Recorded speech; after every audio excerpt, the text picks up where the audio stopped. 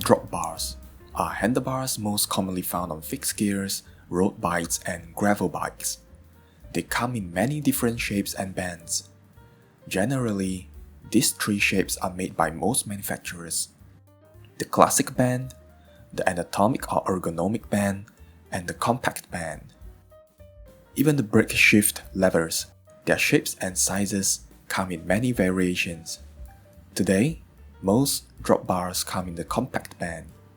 Here are the 6 ways to hold your drop bars. First, the hoods. The hand is gripping on the rubber hoods of the levers. Many people using drop bars spend most of their time in this position, as it allows to reach the brakes and shifters without moving much. You could say it is the standard resting position for most people. This position is relatively upright and more comfortable. I like to wrap my fingers on the hoods and brake with 2 fingers when needed. Second, the hooks.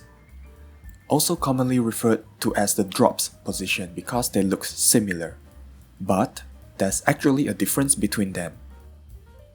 In the hooks position, the hand grips on the slope part of the drop bars, directly behind the levers. This position offers a more powerful braking than on the hoods because of greater leverage. It is aerodynamic and enables better steering. By holding the hooks, you transfer more weight to the front wheel.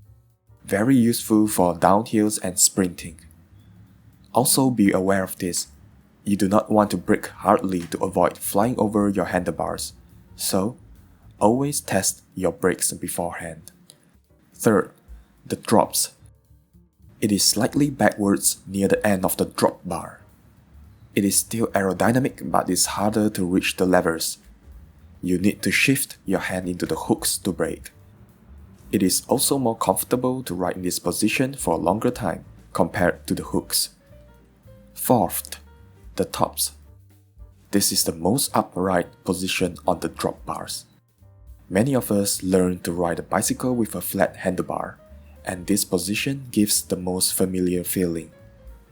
It is good for relaxed and slow-paced rides.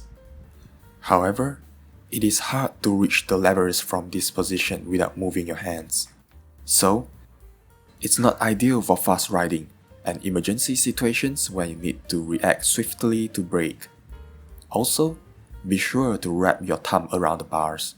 This is done to avoid your hand slipping over a bump or pothole on the road. Fifth, the ramps. This position is located between the tops and hoods. The hand grips firmly on the corners of the drop bar. This is a relatively upright position where you have closer reach to the levers compared to the tops. Maintaining more control of the bicycle will be relaxed. Sixth, the joystick. It's quite similar to holding a joystick as the name implies. Some hold the lever body with their palm facing downwards. I place my hand on the lever body and hold them vertically. This is quite an aerodynamic position to time trial. You can easily get your arms parallel to the ground using this position. However, the grip area is minimal and easy to slip off. Quite dangerous if we suddenly hit a bump on the road. Also not recommended on roads with high traffic. If you have a bigger lever body like this, you can get more grip as the contact area is larger. The extra position, the narrow tops.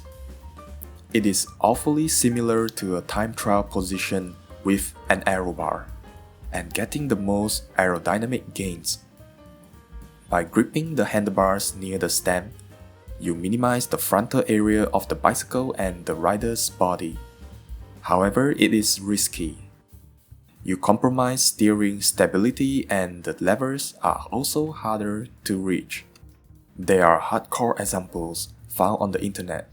One would do for aero, but generally it's not recommended. Let's recap the 6 ways to hold your drop bars. Hoods, hooks, drops, tops, ramps, joystick, narrow tops. What are your favorite drop bar positions? For me, it's the hooks, ramps, and the joystick. Share your favorites in the comments below. Thanks and see you then.